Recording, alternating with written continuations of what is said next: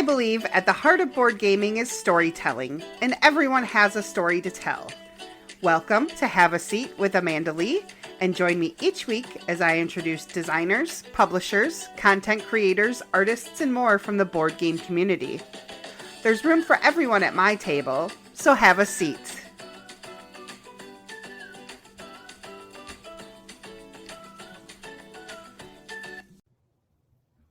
All right. Hello and welcome, friends. I am Amanda Lee Anderson, your host, aka Empty Nest Board Mama on the Gram. And today, for episode 10, I got two guests. And I am so excited. This is my first time having two guests on.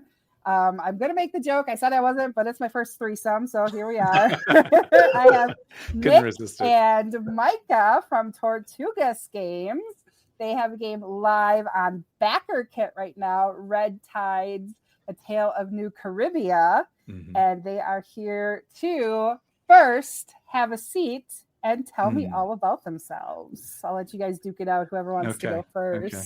Let's hear it, Nick. What you got? Yeah. Oh, man. I was... I live in Brooklyn, New York. I've lived I kind of grew up in the Southeast, not too far from where you're at, Amanda, over in Orlando. Went to school with this guy for university. And once I left Florida, I kind of never went back. But I've lived in Mississippi, Texas, Ireland, Maryland, Missouri, Georgia, and now Brooklyn. And I've kind of been making my way up the East Coast, it seems. Okay. So next is either like Maine, Boston, or I'll just keep going all the way up Canada. I worked in the video game industry for I think 16 years and kind of the back end. I started as a game master for World of Warcraft as a temporary job while I looked for a real job. And just loved it so much. It was crazy. Had a great time, and left the video game industry after working for Rockstar Games for 6 or 7 years. It's coming up like 2 years. It'll be 2 years in August, which really gave me the time to get back to working on this project that Micah and I have been working on. So, Awesome. So currently in New York, originally from... yes, originally I was born in Georgia, but Georgia, yes. Okay. Yeah. Awesome. And so currently in New York, you guys went to school together. Okay, Micah, your turn. I jumped the gun there. I'm a Mississippi guy. Contrary to popular belief, we do have electricity and shoes over here. I've pretty much lived in Mississippi my whole life. I'm kind of out in the country in Mississippi. Got a little plot of acreage, no mules, but you do have a tractor, though. I do have a tractor. But not a barn to put it in. Don't have to play Farming Simulator. I can do it live. I do often. I basically been in Mississippi my whole life. Got two twins, or a set of twins, I guess is how you should say that. It'll be 13 this summer. Been married for going on. Don't get it wrong. 17 years, something like that. So I've been married about 17 years. Sorry, ladies. Artist and designer by trade. Been an artist my whole life. Went to school for art and went back to school later for graphic design. So I do art and graphic design. I have for about 20 years now. Like Nick said, went to college with Nick. He was my roommate, one of three best friends throughout our whole time there. And it's awesome. Yeah, no, we've just kept up ever since. And a lot of that has been our love of games, video games, and board games. So. Yeah, I actually slept under Micah's bed illegally for a semester while I got my scholarship back. So, we didn't have the right to kick him out, I had a little too much fun one semester, and my GPA dropped below where it should, and I needed to take one class to get it up. And I don't even know how it came about, but we had the bright idea to just I'll just crash in your dorm room for an entire semester. So that's right. So were you random paired roommates then? Just the school put you guys together your first as freshmen, or? So yeah, I started at a community college nearby, and my buddy Steve, who I've known since diapers, was like, "Hey, you should go to where I'm going to school." And I was like, "Sure." I didn't really have a life plan, and so I was like, "Yeah, I'll go there." He's like, "You can be my roommate," and so we roomed together that first semester, and then met Nick and started hanging out. And I was the I don't know how to describe it, but since I had gone to high school in Florida, I had a very sort of Florida aesthetic, I guess. And so in small town Mississippi, I was I just stood out, I guess, is the best way I can think about it. The surfer beach boy type? Yeah, kind of. And it was the early 2000s, so there was unfortunately a little boy band kind of feel going on. Some of those pictures. There may have been a puka shell necklace. It's not. I'm not happy or proud of it. But, sandals, Were you choreographing dances in the dorm room? Now, it was more the look. Right. Yeah, I wasn't aspiring. I'll say that. We did cut our fair share of rugs. That's true. That's true. Frosted tips. Yeah. But I will say, I thought I was like, I'm not going to do it like everybody else. I'm going to do it cool. Oh. And so what I actually did was I like peroxided my hair. And then it was just like some weird orange color that I then just let grow out. And so it eventually became frosted tips. But I didn't, awesome. I didn't want to get that. But so I got paired with random people. I had different people like 3 semesters in a row, something like that. Mm-hmm. And then I met those guys and was like, oh man, too bad there aren't, 3 occupant rooms. That would be awesome. And then we just made that happen. So, yeah. So I guess it was a good idea. We're still sitting here, still talking. So absolutely awesome. So so you paired together that way? You've known each other all your lives. Tell me about the board game background. Have you been board game players? Did you guys play D&D back in college? Like what was? Yeah. Go ahead, Nick. Yeah. So my first introduction to games would have been late 90s, probably 96, and it would have been Star Wars CCG by Decipher. So unless you're really into like TCG, CCGs, you probably don't know about it. No. But I was obsessed with it. I went to my first tournament where I learned that some people have disposable money. I spent 8 hours getting crushed by the people like who are now me, like the middle-aged guys like who had as the hobby. You were on the ramen budget. Oh, it was so bad.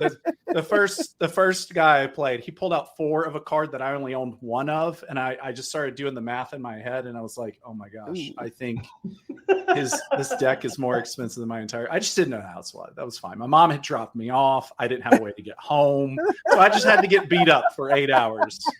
I love it. So it's kind of shocking that worked, but so that's where I started, as well as like RPGs. West Side Games had an RPG for Star Wars. It was a D6 system. They actually re-released it, and I bought it again 20 years later, which is fun. It's somewhere on my shelf. But so I was into those things, but I just didn't know, like no one else I knew was. Yeah. And so I was always trying to get my friends to play these games with me and whatnot. And then when we got to college, the RPG stuff kind of continued, but we didn't do a lot of D&D. We would do like Wheel of Time. Like Wizards had a Wheel of Time D20 version. So they had all read the books. I read the books, and so we tried that out. Oh yeah. And so we played games and stuff like that, but it was more video games in college because sort of, I guess like what I think was like Euro games had not really made it over. I played Settlers of Catan after I left Mississippi and moved down to Austin, Texas. And I was trying to explain to people, no, look, there are these games. Like there's people like in Germany who play games about farming. And they were like, what is this weird stuff? And so I was just sort of obsessed with. I was doing Warhammer and a few other things like that, but kind of like as many people experienced it, it kind of started with Settlers of Catan, and I mean, we did play other games, like we did oh my gosh, Axis and Allies. That was like a hardcore game in our mind at the time. We were like, look at all the pieces, you know, and a few things like that. But it wasn't. It had just not gotten as big, and so our kind of creative connection started outside of games. Like we started. So Micah was a musician, or probably, I guess, once a musician, always a musician. But and I was writing, and we actually worked on a graphic novel. Was the first thing that we worked on together, where he was the illustrator and I was the writer, and you know, we never finished it. You know, you just gave me an idea, so maybe we finished it. Who knows? Oh yeah. I know we should. Yeah, it was like a steampunk. It's called Pneumatica, and it was like a steampunk something. And that's about all Let's that I see remember. the drawings. Yeah. I've got it right here somewhere. Dust it off. I really do. Yeah. Oh man. But yeah. So that's kind of how we got into gaming originally. Kind of my background. I mean, Micah, that's my little offshoot, but presumably you had some things. It's funny, you know, what he was talking about with the Star Wars TCG. That was my experience as well. Kind of got into that early on. I was always so much more of a collector of things that I thought were pretty. And TCGs are very dangerous from that perspective. It's like, I got to have it all, and this looks really good. And like, and so I had these. Oh yeah, and I had these boxes of just these Star Wars cards, and I would buy them, and I'd put together some decks. I played a little bit, but not nearly as much as Nick did. Also, you know, in the early 2000s, it's kind of funny. I don't even know that I've ever told you this, Nick, but got a copy of Pirates Cove whenever it came out back in like 2002, 2003. Loved it. Had so much fun. It's always buried in the back of my head. I played a few games with my dad every now and then. It was something that we could kind of play and bond over a little bit. And from there, I played a good bit of the World of Warcraft released there. Like, I don't know, it was a TC. TCG? Yeah, it was a TCG. Yeah. And you know, you could buy different classes with different armor sets. They had these raids. You can go and do like raids. It was actually a really good game. I was very upset whenever Cryptozoic lost the license.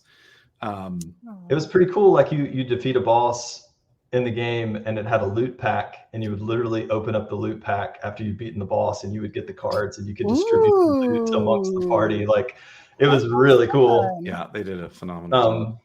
So yeah, and like Nick said too, you know, we played a lot of just sessions playing RPGs and just making up stories in different universes and worlds depending on the system. And we've done a lot more of that in recent years as well, doing some Powered by the Apocalypse stuff, and even played some Warcraft system stuff. I'm still a bit of a Warcraft player, video games. I love MMOs. It's a problem, but I mean, I didn't realize how. So I started playing World of Warcraft in beta, and I would like to take credit for introducing everyone else. I'm pretty sure that I did. Definitely did. And so then we got into it, and we played very hard. My first responsibilities for other people was in our guilds. Whenever I was the guild leader for a while.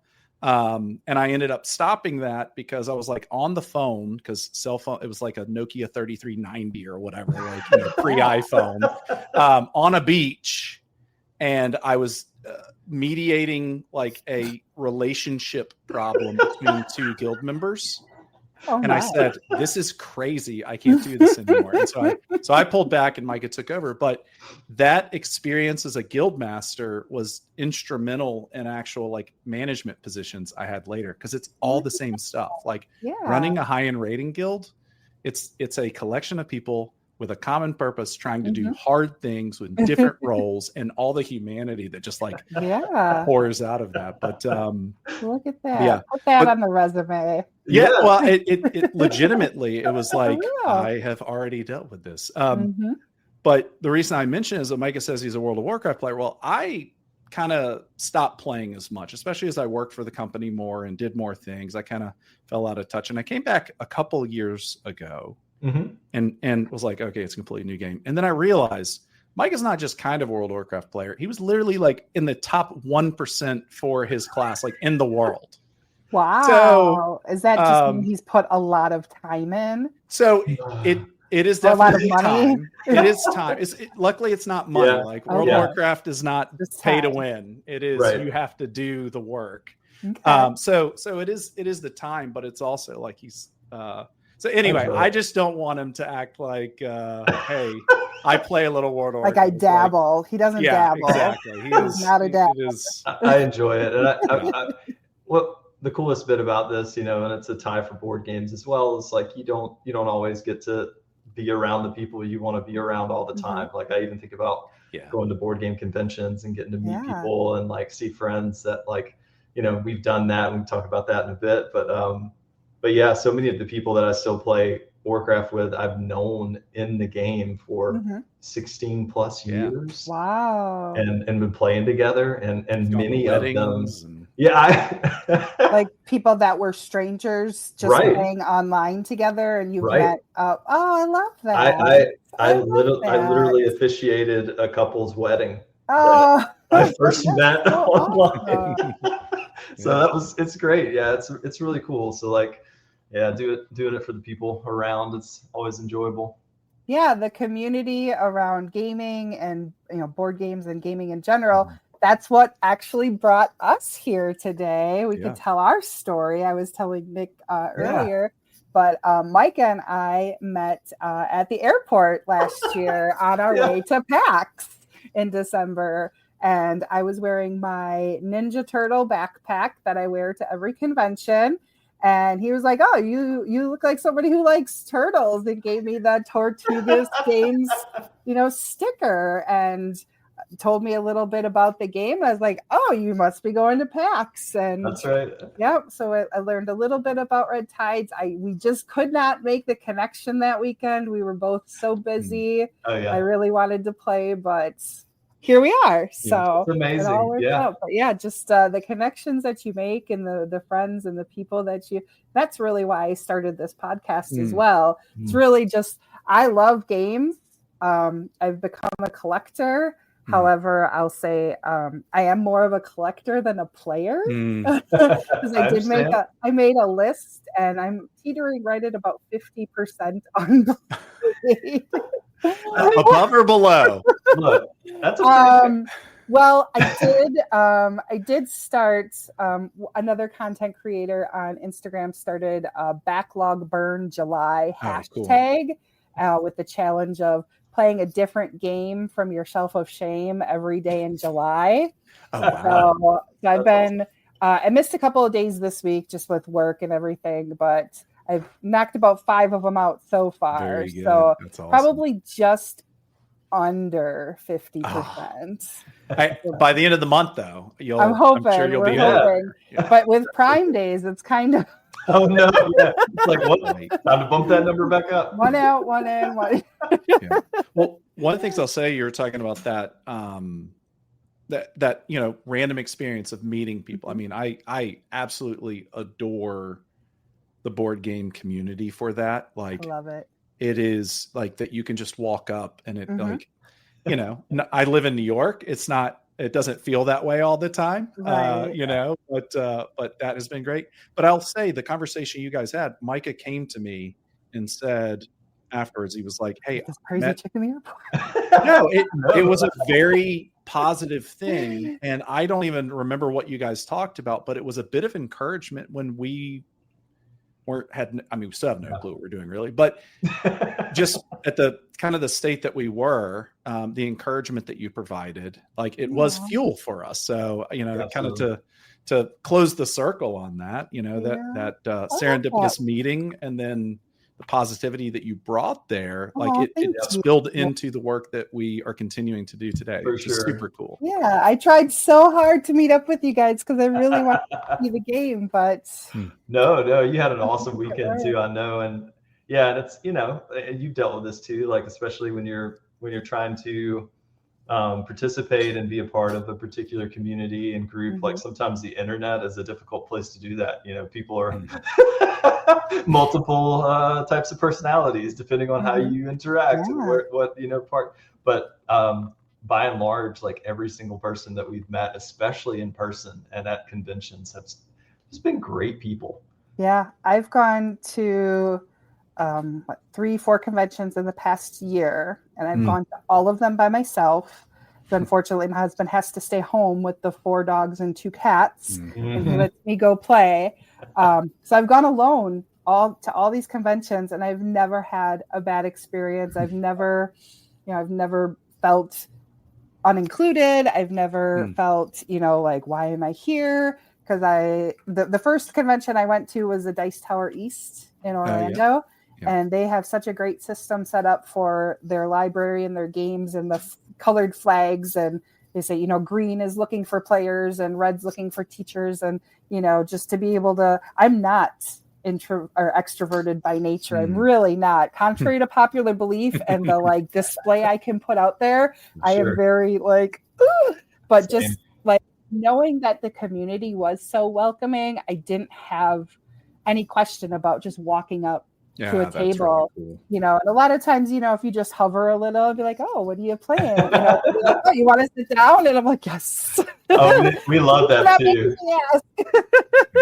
Yeah, it was pretty funny. I kind of lurk around on TikTok and stuff too. And it was a new thing for us over the past year to try to get on social media and really try to like share what we're doing. Like this is a kind of look at our day in the life. Here's our thing. Anyway, so I jumped in a live a couple of nights ago, and it was like Tabletop Hero and Zazu and Sonia from This Geeky Life, and like all those people were in there, and I just started talking to them, and it was hilarious because like they were like asking me questions and like kind of we're going back and forth, and I was like, I said, I'm pretty sure over the past 10 years, I've walked by all of you at least 4 times. And I was like, I promise I'll say hello this time at the convention. Absolutely. Yeah. So let's talk a little bit just real quick about some other games that you've been playing recently. If it's board games or, video games, what have you been dabbling in? Yeah. So I've been playing Star Wars Outer Rim. Fantasy Flight game, got the expansion for. I try not to buy expansions because when I play a game, it's like that collecting side versus the playing, and then I buy everything, and then half the time it's too overwhelming to try and play the 3 expansions for the game. But played it with my kids. Like I said, I got 3 that are 2 that are 12 and 1 that is 9, and they enjoyed it, which was just great. And I was like, hey, they got an expansion with new characters. You can play a new ship. And they're hitting that age where they're actually, it's not just the age, but they're at a point in time where they're actually really enjoying it. And so I've been playing that and enjoying it a lot. And then, going all the way back to Star Wars CCG, like I love card games. The thing is I don't play Magic. So I'm like a weird card game player because everybody plays You Magic. play the Star Wars Unlimited?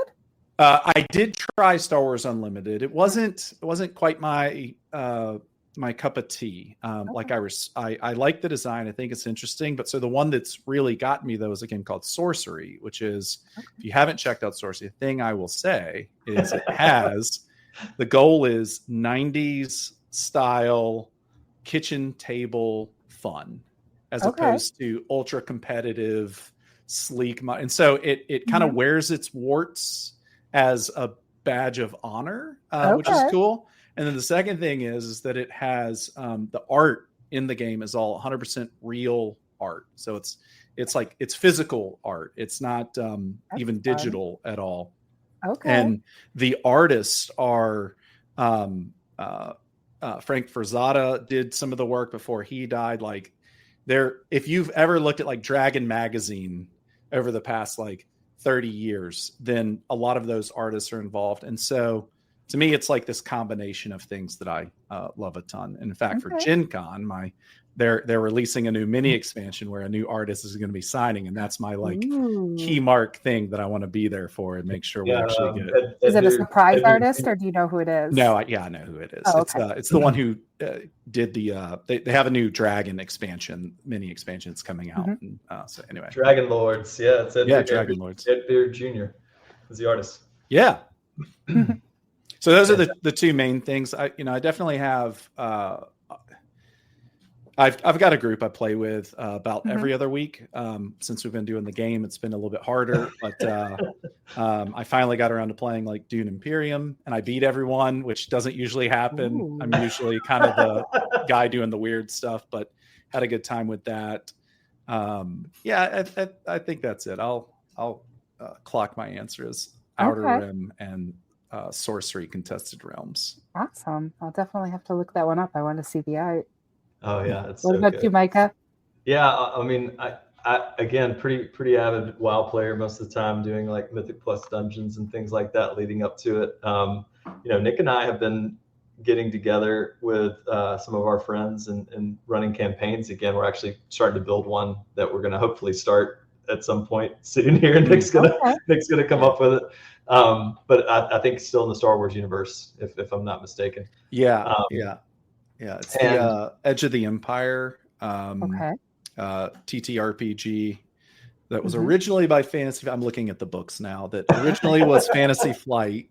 It uses the storytelling dice, which is a really cool system. If you haven't heard of those, it's now managed by Edge, which I don't know what else they do, but they now publish the books. But I've actually broken open too, like on the board game side, and I got to meet the designer and publisher at where were we? PAX U, I think, for Winter Rabbit, which is a really charming, cool, like using Native American folklore and art. The artist Kendra Swafford is fantastic. Her work is amazing, and you're kind of like building out these stories and gathering, and like the artwork again. That's tell as an artist I'm kind of partial to, is what got me about it. So been playing around with that at the moment.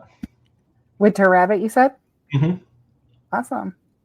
Definitely have to check that out. So let's talk about Red Tides. That's why we're here. Tell me all about it. So this has been 10 years in the making, correct? I think we've been saying 10 years for about 2 years. So I think it's closer to 12. I realized the other day, I was like, we've been saying 10 years, but I think it's actually a couple of years now. 12. Yes, for a couple so yeah, now. Tell me all about it. How did it get started? What was the, tell me the story. All right. You called on me last time. No, I got to go now. Micah first. I think it's actually kind of funny and semi-common. You're gathering, hanging out with your friends, doing your thing, enjoying the things you enjoy. And Nick and I got to talking. I went to visit him in Baltimore when he was living there at the time for the 4th of July. We were just hanging out in the kitchen after an evening, talking about stuff, talking about games. There's always mechanics and things you wish they would do differently, like in some of your favorite games. Oh, it'd be cool if it did this, or oh, what if they did that? And I was like, we should just make a game. Yeah. And Nick's like, what's it about? And I'm like, pirates. And he's like, yeah, it is. And that's literally how it started. Okay. And how did we end up with 120 dice?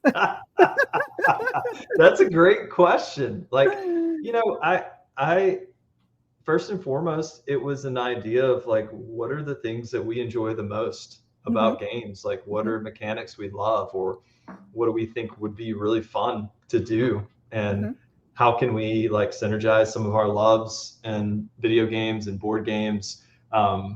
And one of the things that I'm always interested in doing, I know Nick is too, is like, you have an opportunity when you gather in this way with physical stuff to create an experience. And so how do you want that experience to actually feel? And and we used to always lament how beautiful a lot of board game art is. And then how sometimes when you get it down on the table, it starts looking like spreadsheets. You know, you're like, wait, what happened to the theme? What happened to the art? Like, how do we? Yeah, and so it was just kind of a born out of those things, like creating something that we loved and putting some ideas together.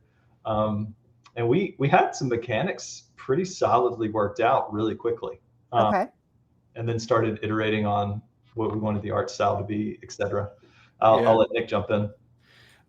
So, you know, it was like pirates, and it was kind of like in improv, you know, like whenever you say someone says something, you just always say yes, and then you say and. So we're doing a lot of yes anding early on, back and forth. And you know, I had been playing a little bit of Memoir 44 at the time, and I don't know if you've played it before, but the way that the dice work is it just has a single type of die, and it has multiple symbols.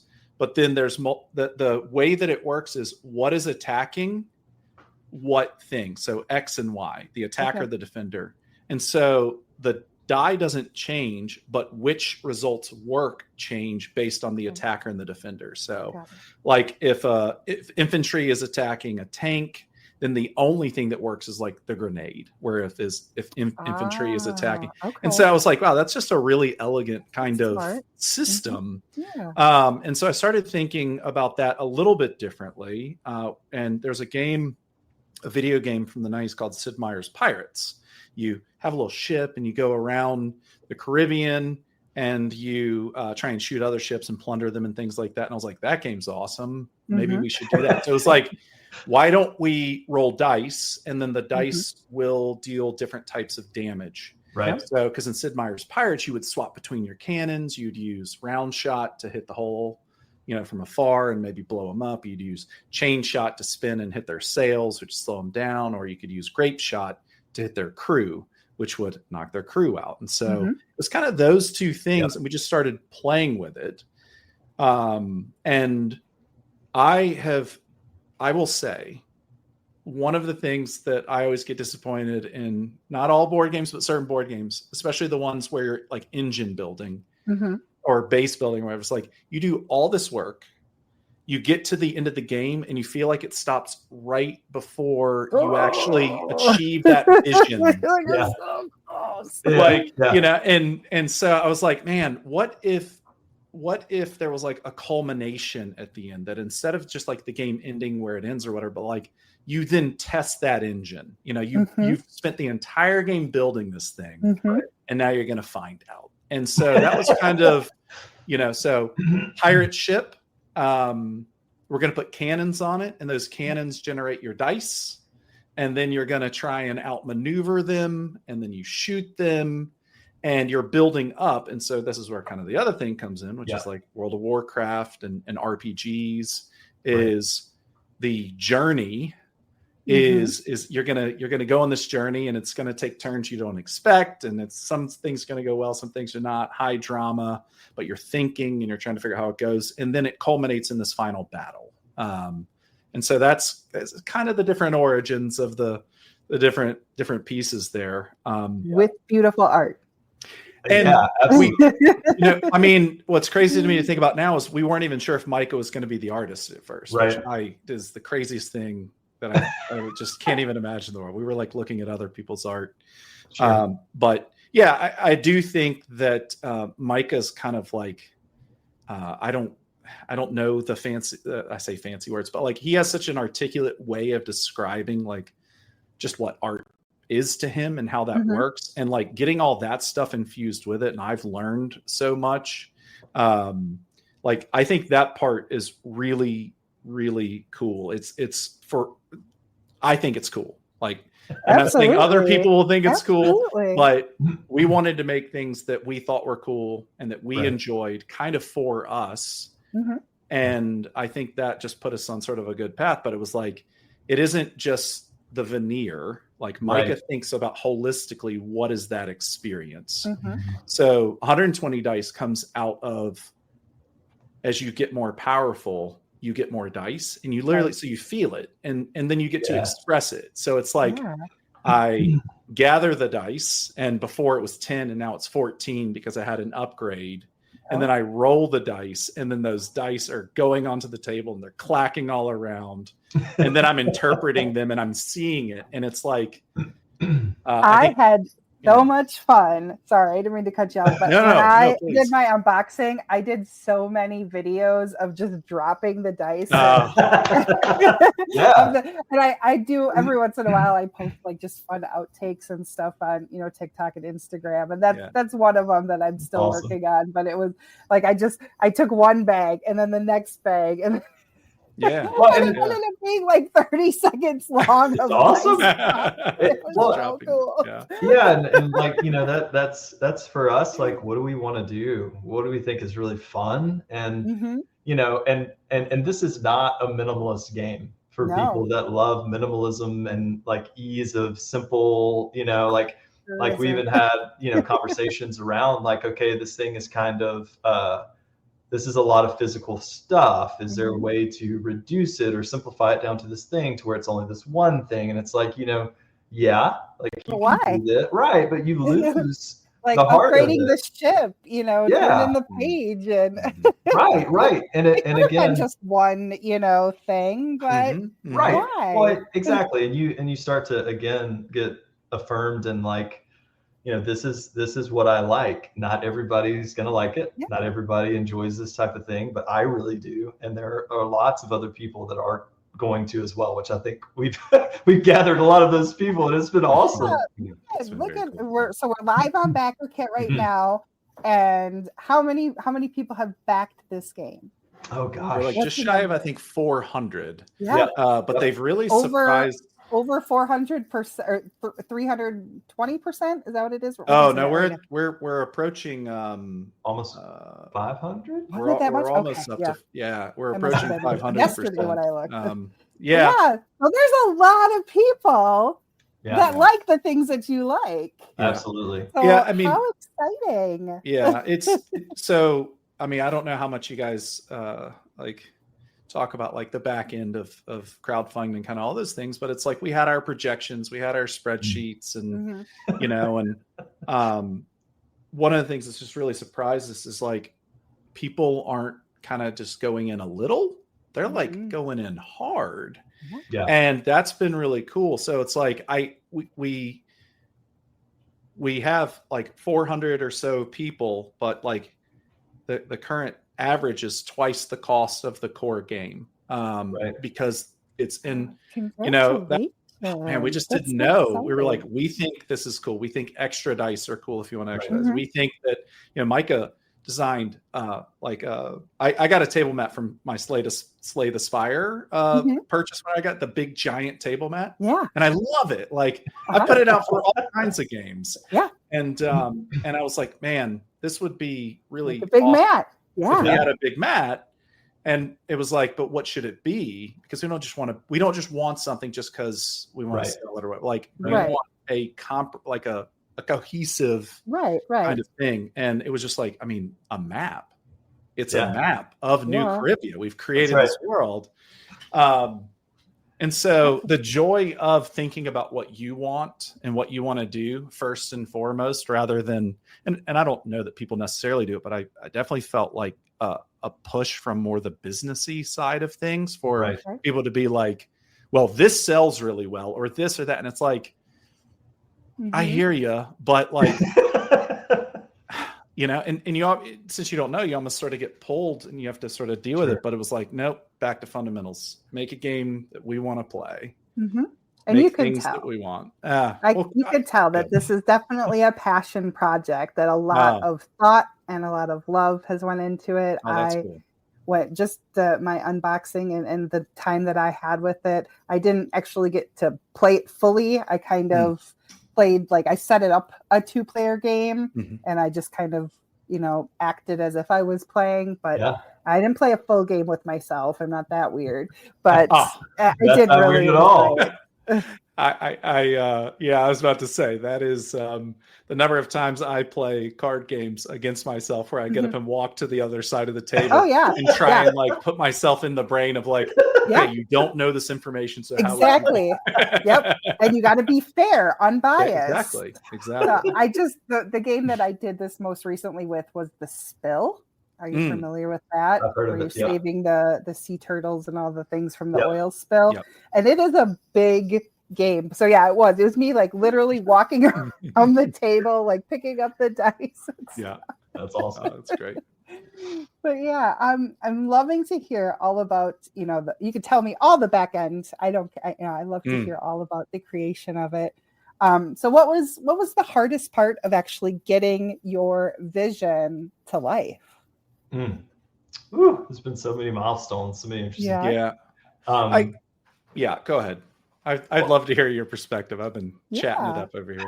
Well, I could honestly say whatever Nick wanted or whatever Nick has been doing has been the hardest part, because some of the stuff that he's worked through and the project management side, the connections, the frameworks, like he's built the skeleton of everything that we are.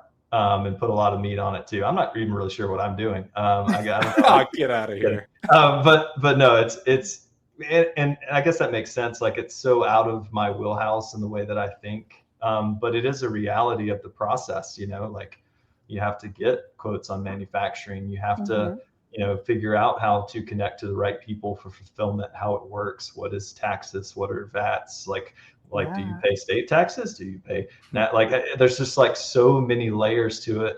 What is profitable? What is the margin on a particular set of orders? And like, there's just so much there that blows my mind. From the art side, it's been a blast, but everything that we committed to from the beginning has been fantastic, but a journey to work through. Like we don't really reuse art. Like everything is unique in the plunder side of stuff. And so there's like 100 different drawings that we're doing for like each individual thing, or, and not to mention that even in the beginning of the journey, like we kind of hit different doors with how our style evolved in the game. Because it didn't start looking the way that it looks. It's probably been completely redone like 4 or 5 times. Oh, wow. Okay. And so just like really honing in on what is authentic to the thing that we want to express in this world has been a fun but difficult like thing to navigate and figure out how to put your finger on it. And once you get it, how do you capture that across the entire scope of what it is you're trying to present? I talked in a bunch of circles probably, but no, yeah. So when you've been working on something for so long, how do you know that it's done? Like, how do you, okay, this is the final, like no more changes. Like this is it. How do you do that? How do you put that cap on it? I think it's, how do you do that? Well, look, again, I can speak to the art side of it.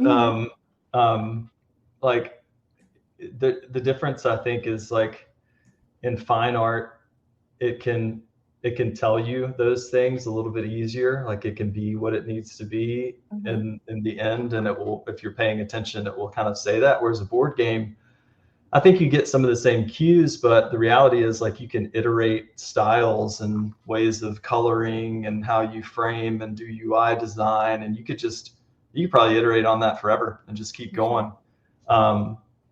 But we had a couple of like core values set for how we wanted things to feel and what we wanted it to do. And so that always acted as a filter and kind of a course correction for things that we would start to do.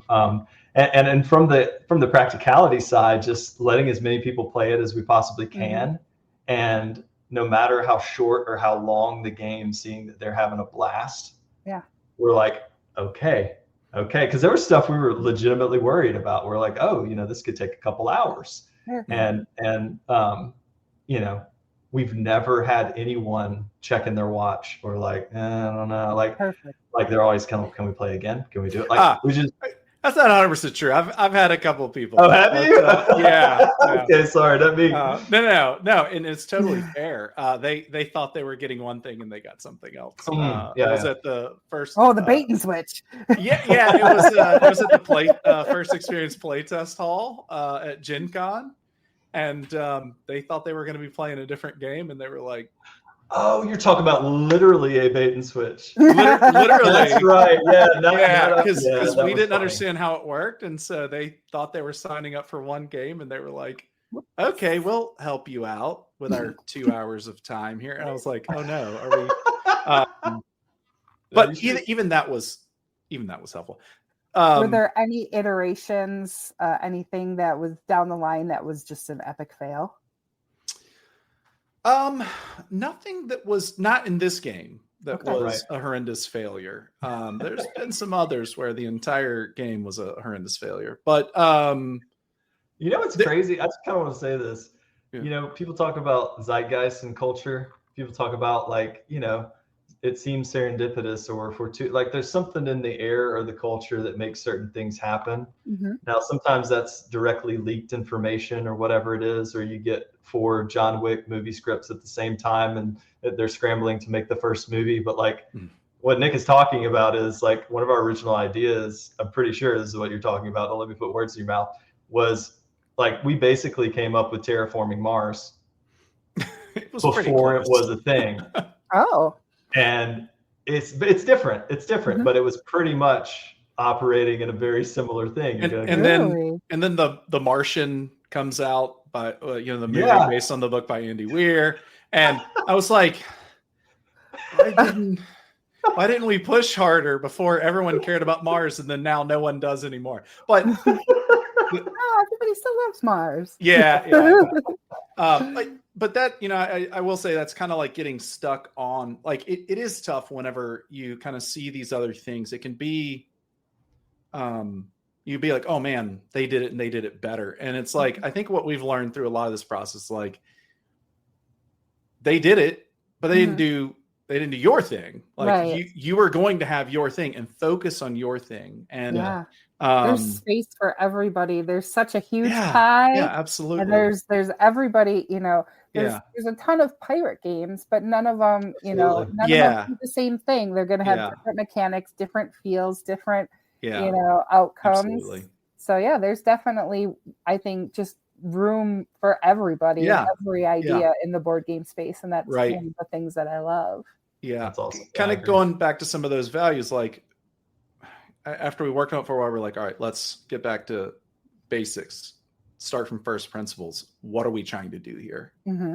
Because I will say it was a great way for the two of us to stay connected over time and distance. Mm-hmm. Because when you're working on a project, it's just, I don't know, it's like the rest of the world respects it a little bit more, if that makes sense. Like you can make more time because it's ostensibly work almost. Whereas if the two of us are playing a game, you know, that kind of thing, and we just enjoyed it. We enjoyed working together. And so I think that was enough for a long time for us because I had my job, Mike had his job.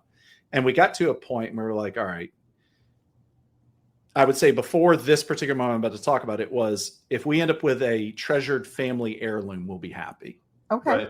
Right. And after I left Rockstar, it was like, I think we've been talking about doing more. I think we can do more, but what is it we want to do? Mm-hmm. And we just got it really simple, which is we want to put this game into the hands of other people who want to play it. Yeah. And even as simple as that is, it just cuts out all the noise whenever someone's like, have you heard this? What's this one weird trick to like, you know, beat Kickstarter? You know, it's like, you can put all of that kind of aside and you can focus on your thing, and then you can educate yourself and you can kind of grow. And when we start to lose course a little bit, it's like, we're not trying to create fans. We're trying to find them because they exist. And you know, my answer, the hardest thing would be marketing. Okay. Amen. And I think that comes back to Micah respects the work that I do, but that work for me comes naturally just because I've done it. In the same way that I respect his illustration. It's like, how could great partnership, you know? And so that works. Yes. Marketing was not one for either of us. No. Oh, no. And realizing, well, we had to get it right in our minds at first. I had a very negative view of marketing, a very pessimistic, I had worked alongside a lot of marketing and things like that. And it's like, how do you extract value from people? How do you fool people and take their money? That's not what I was pursuing. Way to go about it. Yeah. And so I had this. All right. Yes. So I just had this I would feel sick thinking about like, oh, we have to market, we have to do this. And it was like, it's because I did view it that way. But the second we said, look, our goal is to find people who like this. Oh, that's what marketing is. Right. So whenever I do this thing over here, and again, it's like such a small thing, but mentally that was, I think, really important for me. Sure. Because it meant that we could run things in a way that respected our values and our views on how we want the world to be or whatever it is. So, but it's still really hard. Yeah, absolutely. Yeah. I think so much marketing too is people aren't necessarily buying the game, but they're buying you. Sure. You know, people that I took one marketing class one time, and I will never forget that the teacher told us people buy things from people they know, like, and trust. Yeah. Right. So when you start putting yourselves out there and you're like the face of the game, you know, people are going to judge you, unfortunately. And that's a huge part of it. Yeah, it sucks. But, you know, I didn't know anything about the game, but I met Micah at the airport, and just the 5 minutes that we chatted, I wanted to know more about the game. Pirates aren't really my jam. I mean, minus this one. Like, I like pretty animals and cute stuff, and, you know, never in a million years would I probably pick up Red Tides off the shelf in my local game store. But because I had that interaction with Micah, I love this game. Yeah, that's cool. That's so fair. Yeah, it is. You know, what's interesting is, like, I think the other part is neither of us wanted to do this. Like, I enjoy talking with you very much. Like, I would talk to you for forever. But I worked in social media, like, whenever it was becoming a new thing. And I started a lot of stuff for the companies that I worked for. And just the more I did it, the more I wanted to not be a part of it. So I spent probably 5 years, like, kind of extricating myself from a lot of this stuff. And so it was like, man, I think we kind of knew, like what you're saying, is that, like, it's not like we're special, but we are a part of it. We're, you know, it's not someone going to Target and just buying some game off the shelf. And so that was probably the second hard thing. So related to marketing was, like, kind of accepting that, with all the nervousness of, like, but what if people are, and kind of dealing with those things. That's been, I mean, we're as much therapists for each other about some of that stuff in a way, because, you know, it's a great example is I had one person who, not even mean, like, they were very respectful. I asked them a question and they were like, yeah, the art style's not for me. And wonderful, thanks. But do you know what stuck with me for the next week? Was that the art style wasn't for this one person, despite the day before 300 other people. Right. Or, you know, Adam from Tabletop Vibes, who was like, I have a sleeve of pirate stuff and I want to get some of your stuff on my sleeve. Oh, I love which would be cool. I don't know how serious he was. Maybe we should pressure him into 100%. Being serious. No, he'll do it. I love him. He's the best. I actually just was at his house in May. Yeah. Oh, very cool. Yeah. Oh, it's been helpful. I mean, but yeah, so, like, kind of taking those steps and just, I guess, realizing, like, we don't have to know it all. We just need to progress. We need to take a step, and then we'll learn and we'll talk to people. And so, you know, you and Adam and other people have actually been helpful kind of on that side. You know, Adam just sitting down and we were like, hey, how do you mentally deal with this? And he's like, yeah, here's what I do. And the best at that, because we've had that conversation also. You know, because I'm, like I said, I'm very, by nature, very introverted. And but when I find, like, my people, I won't shut up. But, you know, and he said when he walks into a room, he acts like he knows everybody. He acts like he belongs there. Like, he's of that mindset that, you know, he has what people want, and and people want to know him, and and I absolutely adore him. That's really cool. Great guy. I will say, in the data, so I can see in our marketing the difference between the game by itself and then the Mm-hmm. game with us. Mm-hmm. Right. So exactly what you're talking about, like we struggled for a long time to find, like, so we've been working with a consultant called Launch Boom, who was extremely helpful, but our game is just, I think we're weird. I think we're a weird game compared to what they normally do. And so Mm-hmm. it was like, all right, so does this mean there just isn't a market for the game? But we knew that wasn't true because we go to conventions. And, one of the most heartwarming stories is like a guy who played our game at our first playtest at PAX Unplugged in 2017. 2016. Yeah. 2016.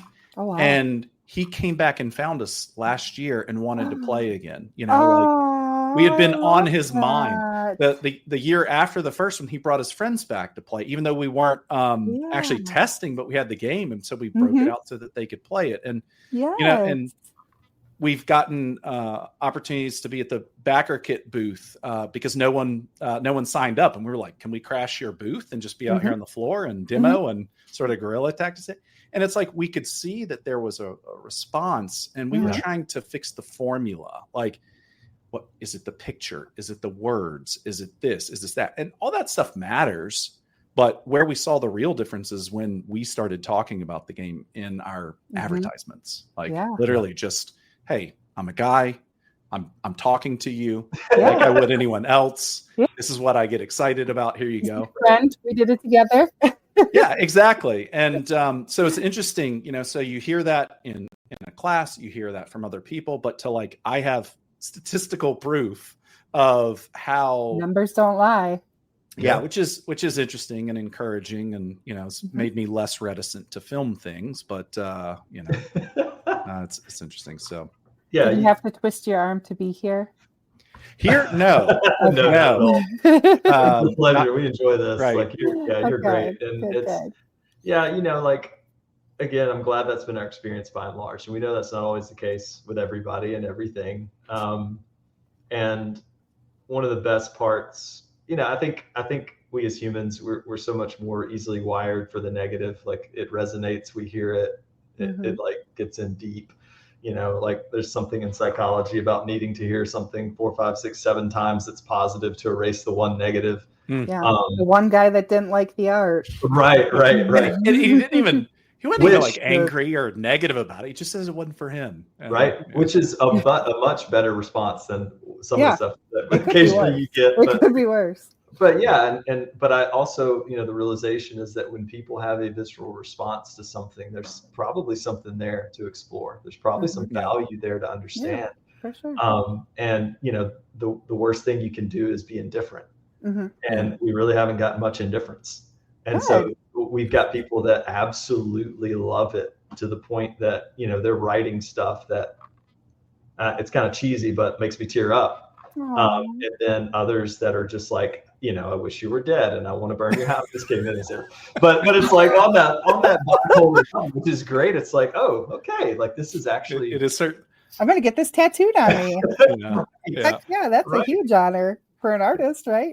Apparently, there's a big market in the EU and the UK that really loves this game. Awesome. And they've probably been exposed to it the least. But what we found is, like, they're the ones who are actually reading the page and looking at the videos and pouring through the rule book and looking at the art in comparison. Like some of the write-ups that we've got even in the past week, it's been so fascinating. It's like, wait a minute, you saw that, you noticed that, you like that, like that. It's been so cool. They went through the lore all the way at the back of the book. Right. Yeah. It is funny. Like,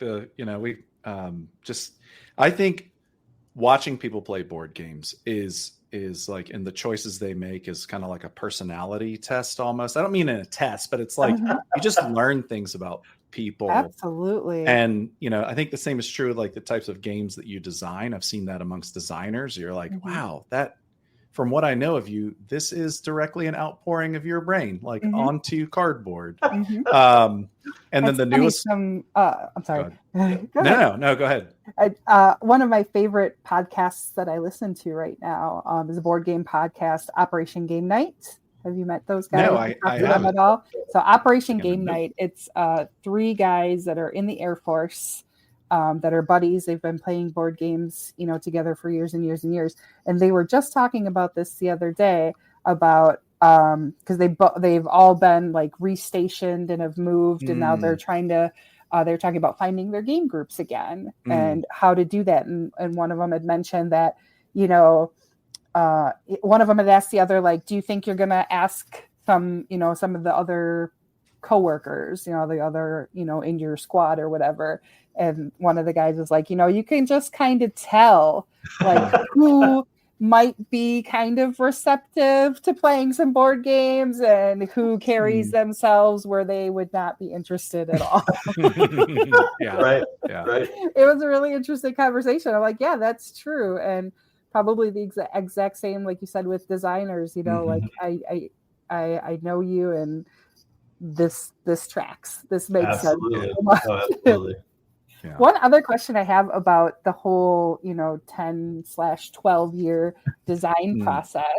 Was there any time that you just put it down and were like, what are we doing? Like, this isn't happening. We're not, was there any time so there's definitely or just where you were just like, well, there are deserts of activity or focus. Like especially before I stopped working where I was before, it was like just how much energy and effort I was putting in there. Also at home and things like that. It just I wasn't making it a priority. Sure. But I don't think there was ever like a time of kind of on that side of this game isn't working or less about the game, our relationship. It's always been, we're making a game. Not like, when did it go from kind of just like a pipe dream to like, this is actually like, we're really doing this? What, about a year and a half ago? Okay. A year ago? Probably more. I mean, honestly, in my for you, we should. Well, and I know that there's in the back of my mind, there's always the you don't know what you don't know, and that could be oceans.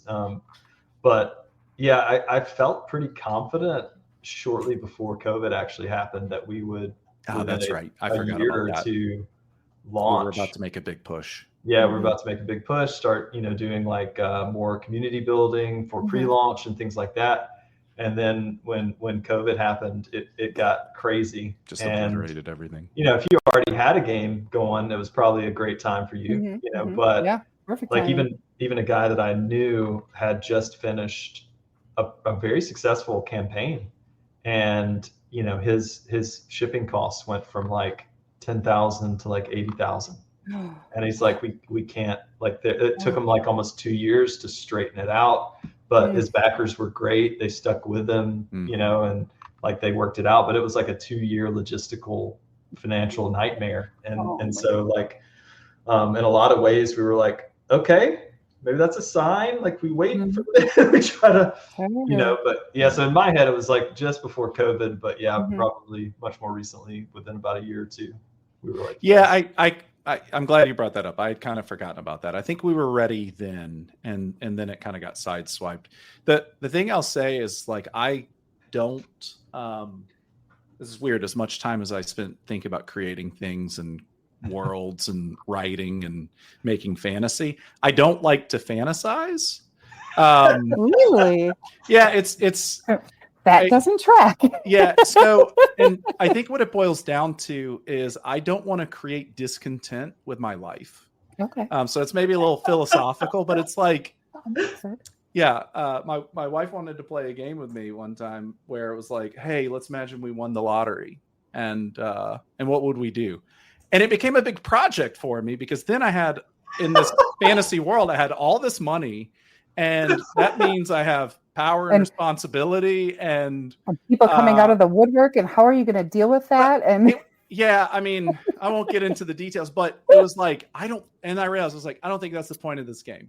And so whenever it comes to this project, I think that I like to live in the moment, the here and the now. I like to take one step, put it in front of the other. I think about what is possible, but I don't draw my inspiration from what is possible if it's dependent on other people's behavior if I can, you know. You know, and so what I very healthy way to operate. I'm not saying I do it all the time, but I try to sort of do that. And so, I tried to get like a normal job after my last job, and it you know, in the video game industry, like it has been brutal. I mean, literally tens of thousands of people have lost their jobs, and I kind of hit a point where I was like, I don't want to just put my energy into something that is up to someone else, you know, or there's a limit to that. And I still want to be productive, and I still want to create, and I still want to connect, and I want to work, and I want to do these things that I enjoy.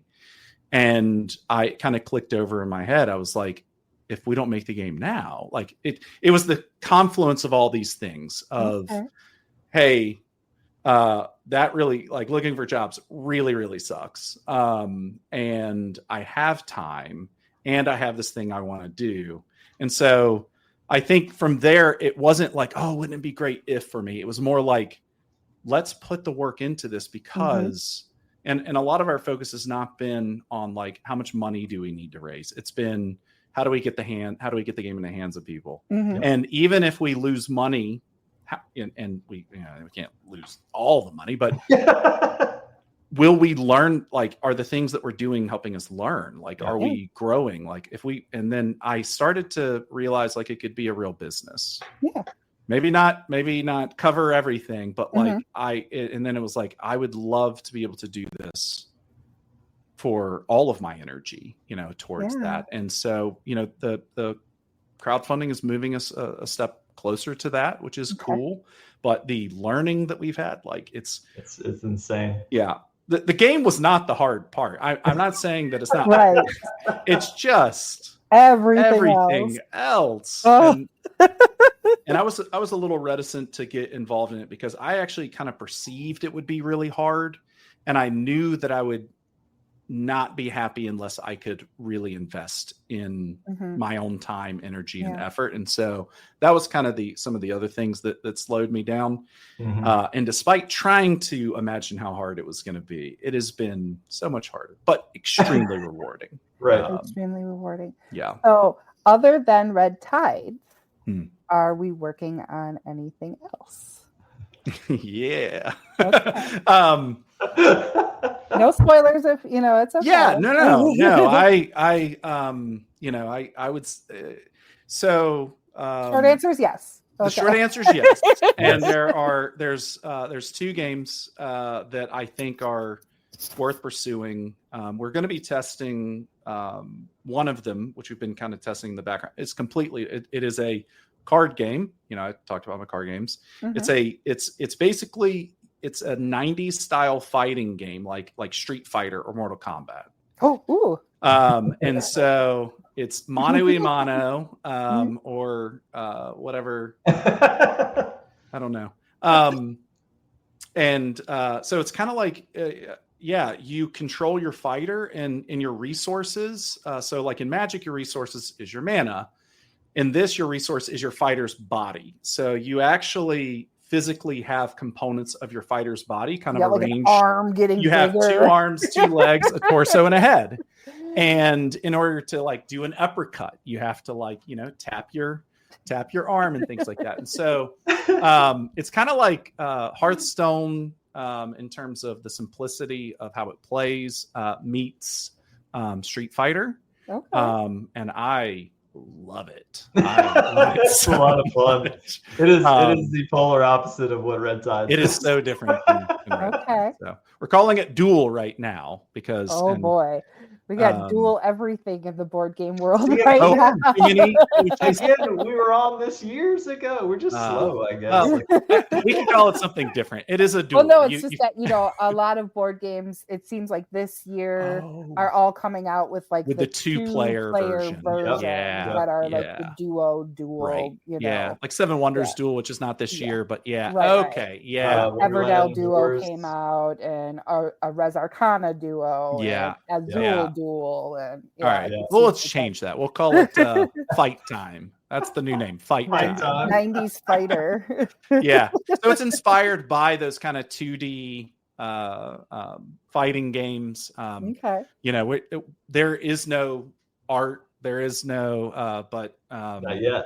well, Get on and it. you know, Been a little busy. yeah, and you know, I actually have made a little bit of art. I did some like action shots for some trackers that I put way too much you kind time of have like into. a range between your fighters. So like, are you far enough away to shoot a fireball? Or are you close enough to like smell their breath? And you know, and you can do different things of different types. So I think it'll be you essentially get a fighter, and there's multiple fighters, and there might be some deck building within that fighter. So it's somewhere in between kind of like an LCG and a pre-con, pre-constructed kind of situation. But then, you know, we can have guest designers to make fighters for other things. And then from an art perspective as well, like we can go into pixel art for some fight. Like you could have skins of fighters, which I like. Like I want the pixel art version of my fake Dalsum. So fun. So anyway, I'm excited about them. The other one would be actually a prequel to Red Tides. So, you know, it's called A Tale of New Caribia, with an idea that there are other tales. And so the working title for that one is Blades and Black Powder, which I don't know if you played like X-Wing and Armada, the miniatures games. It doesn't seem like it's given what you've said what you like. But so I'm girly, like casual, you know, animals and cute stuff. And so X-Wing little miniatures game, this is not a miniatures game, but it's very tactical. It's like moment to moment, how do you react? Armada is about big ships moving through space, and you have to plan ahead. And I would say that Red Tides is kind of more in that vein of it is a strategy game where you are making tactical decisions, but you're moving the arc of your success over time by thinking about the challenges and whatnot. So it's kind of that strategy side. So Blades and Black Powder kind of flips it the other direction. And instead of managing this big ship that you're equipping, you have an individual person. And so you are kind of the captains that helped Davies become the leader of New Caribia. And you're going around and you're exploring islands to basically like procure the items of power that he had. And so you play a different role. You have a little paper, I call it a paper doll, but like you have your character sheet allows you to equip hats and guns and swords in the same way you'd sort of equip your ship. And you play different roles, and you're trying to defeat. So it's a boss battler, I guess, but more closer to like a traditional dungeon crawler in a way, but less about the miniatures. It remains abstract, uses dice, not as many. We would like to use the same dice, so that way you have like interoperation between the two systems, but it's a standalone expansion. It's probably going to be too different, but who knows? Yeah, it's a good question. I mean, at one point in time, we were trying to like make them work together, you know, like as like a mega game. Who knows? But just like the thing is like game. Yeah, exactly. Like, oh, you could play this and then you could do that. But the thing that it's like we don't want to just make more dice just because we can make more dice. Like, especially what we weren't prepared for was the people who bought extra dice in our game. Like, people have bought all the dice. Like, how many dice would I have to have in a 4-player game to not repeat, to not have to share? And I was like, oh my goodness. So give the people what they want. Yeah. And so it's like, I think it would be great if you could then use those dice in other games, because like you already have them, they can work. And they just became the best dice that you can possibly get. Like we had a stretch goal that was mold injection. And so now like every single 100 and some odd dice that you get will be mold injected dice. So which is a great, I will say as well, like when it comes to our stretch goals and things like that, like they're not fake. we did not break apart the core game to create an expansion. No. And I don't know if that matters to people, but That's it matters. Hot button in the industry. It really is. Yeah, it's like we weren't going to release the expansion because we were like, we don't want people to feel like that. Like I have felt like that before. I'm like, why didn't you include this in the main game? You know? And so, so we did try our absolute hardest to make sure like our stretch goals, we literally couldn't afford them if we didn't hit the price points that we hit. You know, it's like we're going old school crowdfunding, you know, how I imagine what I thought crowdfunding was for the most part. I don't know how other people do it. I probably shouldn't be saying this because but the perspectives are just like, how do we literally, this is funding the game. Right. And the funds we get are going straight into it, and it's going to allow us to make it. We're going to get it to people. And, you know, even if no one else understands that, if they listen to your podcast, they might, that's right. You know, that's what makes us happy. So we're going to keep doing that. And as long as we can. That sounds wonderful. So let's talk just a little bit about Backer Kit. How many days left do we have? It'll be Saturday when we release. So in 2 days. 13. What's the countdown? 13 from today. 13 days from today. 11 days. 11 days from the listening day. That's right. And then will you have late pledges open if necessary? Yes. I mean, I can't see a reason not to. Right. You know, I would love to hear your perspective or other people's kind of perspective on it. Is like, I mean, we will start the production process at that point in time, essentially, you know, so the game is 98% production ready. 95. But yeah, do you know any reason why one wouldn't keep late pledges? Is there drama around a numbers game? You know, it's really a numbers game from your aspect. Like, how many do you commit to, you know, that aren't pre-sold? Sure. Right? Yeah. Right. Sure. Right. So how many extra do you want to commit to with a late pledge? Yeah. Right. You know, I see. Absolutely. Is there any drama of which we're unaware about the practice of late pledges? I've seen some interesting stuff out there recently around like not any that I've experienced. I can say I appreciate the late pledge because I am chaotic in nature and I'll think, I've got, you know, another week till I can commit to it. And then it was actually yesterday. And then I'm like, well, yeah. When there's a late pledge, I always appreciate it. And I have definitely purchased many a game from the Game Steward. .com, which is exclusively like crowdfunded, exclusive, you know, like Kickstarters and stuff like that, because I have that, like, I need all the good bougie metal coins and all the dice and the play mat. And if I missed the boat with the crowdfund, like I'm thankful that there is another outlet to be able to still get that.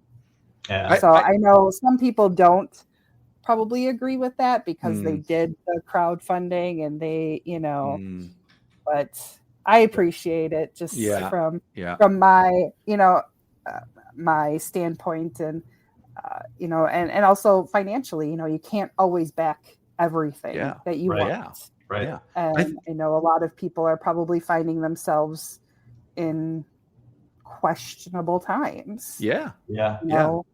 So, you know, if there's something that I love that I just can't, you know, I have a couple things on my list right now that is, you know, not the season.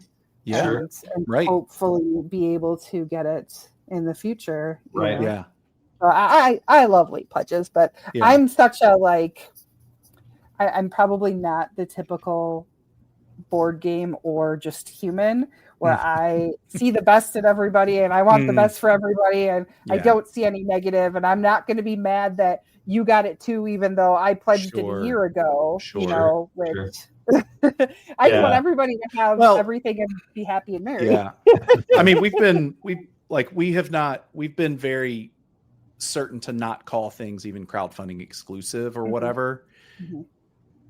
We like there's some, I guess, kind of like cost challenges around it. Like for instance, we're trying to get a box that fits everything, but it's going to double our shipping. Mat? What's that? Including the mat? No, not include. Okay, sorry. Everything except for the 42-inch mat. But the mat does come in a really sweet stitched carrying case. Ooh. Yeah, it does. So, yeah. But like, for example, for that, like it's going to increase the price of shipping significantly, because if the box is double the size, our shipping costs, like from the manufacturer, literally doubles in size, because we're not transporting rocks and stuff. Like it's all volumetric for ships.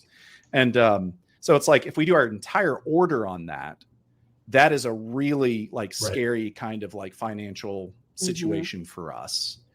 And so when we're looking at it, it's like, okay, how many backers do we have? And, how can we get them that? Because, they're making it happen. And so we want to give as much as we can. But like you said, that future, like what we don't want to do is play on people's like fear of missing out. Like, and that's one of the ones where it's like, where we're getting advice of like, hey, maybe you shouldn't say you're going to have late pledges, because then you won't get that good rush at the end. But it's like, people got to live their lives and do things. And this is what we're doing. And we want to make sure we're doing it out of respect for the people. Please everybody. Yeah. Right. And so yeah. Well, and we're still cutting our teeth, like we're first time creators. Like we understand that because of just how much stuff is out there, like there is a lot of hesitancy on some people's parts. They want to see performance. They want to know they can trust you. They want to see like, okay, well, how did they run their campaign? And, and so I don't fault them for that. If they want to jump in at the end, great. If they want to see how everything shakes out and like, okay, if I back this now, what do I get based on what they unlocked and how does that look? Like, that's all very valid. Like, and that's even too, like we talked about, you have the option to open up like stretch pay for different levels and tiers if it's over a certain monetary value. And so we're like, like, why not? Like people, if they want to do this, should be able to do it in a way that they don't feel so like injured by the car, so so there's a lot of stuff that we're trying to feel out and be sensitive to and recognize it's not a one size fits all thing. And just try to do right by the people that like what we're doing. Yeah. What I can say with certainty is we've raised enough to order the game and fulfill. Fulfill. And we will have enough to sell afterwards as well. Yeah. So this isn't the only, like, our goal is to continue to sell on our own store, on other places. Where our Red Tides is not going to be in Target. They don't have a shelf that works for a game like Red Tides. But yeah, so everything else that's happening in the crowdfunding really is bonus and helpful. Like, it helps it, we can produce it more efficiently, which means that we can, add some of these things, which I almost just released a stretch goal inadvertently, but add some of these other things to put that back in. We're playing a game with our stretch goals that has been so fun. I don't know if you've had a chance to look at it, but it's a pirate game. So we got a treasure map, and your ship's navigating the treasure map, and you're unlocking things. And I think a lot of board gamers can probably figure out maybe at least the area of what it might be. And there's some flavor text there, and then so we're just kind of having fun gamifying it a bit. But yeah, Nick almost threw a spoiler out. Awesome. Well, you guys, it's been awesome chatting with you. I don't want to take too much more of your time, but I want to make sure that we have all the links, all the things. Where can we find you? How can we get in touch with you? Tell me everything, and I'll link all of it in the show notes below. But obviously, first and foremost, check it out on BackerKit right now for the next 11-ish days. Yeah, right. And then where else can we find you, get a hold of you? Yeah. What's the best point of contact? Yeah. So I would say if you're not sure what to do, if you just type Red Tides board game on the internet, like whatever you will find us through that. So if you're not sure what Backer Kit even is, because we know that some people are like, why is this Kickstarter called Backer Kit? Like, okay, yeah. So it's exactly the same thing. But yeah, Micah, where's we have a website. Website? Yes, okay. yes, so tortugasgames.com, really simple, tortugasgames.com. That's the same name for we have Facebook, we have Instagram, we have TikTok, and it's all Tortugas Games. Perfect. And YouTube. And YouTube now. And we have a YouTube, we have some live streams on there. But yeah, we also have a Discord as well. We have a BGG listing. Yep. So, we're trying to do it right. But yeah, anybody's welcome to come join the Discord server. We probably hang out there the most. Okay. We have a great group of folks that are already playing the game and enjoying it through different means and have play tested. And so they're all on there commenting and cheering and like we're having a good time during the campaign. So if you do Discord, that'd be a great way to connect. Yep. Is it available on like Tabletop Simulator or?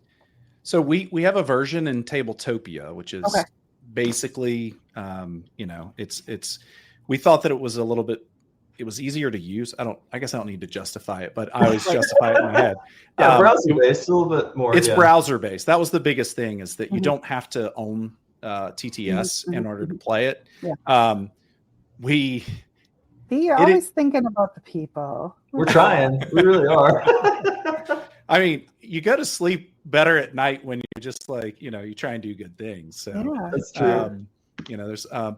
So we do have a Tabletopia version, which is not broadly available, but for folks that are asking on Discord, we are hosting. I mean, Micah spent 4 hours earlier today. What a blast.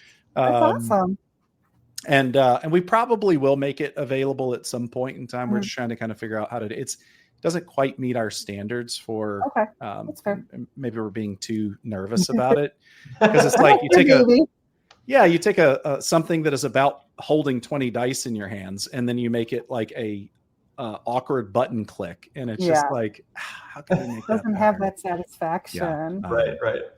But everyone says it at least gives them an idea of how it actually works. So absolutely. The Discord, website, Facebook, Instagram, all the things. Instagram. Just Tortugas Games. Tortugas Games. That's right.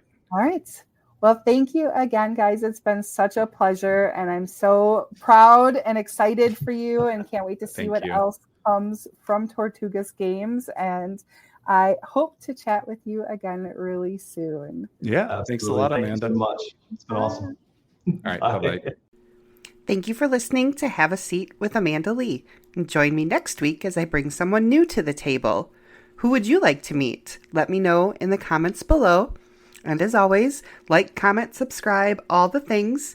Thanks so much and have a great day.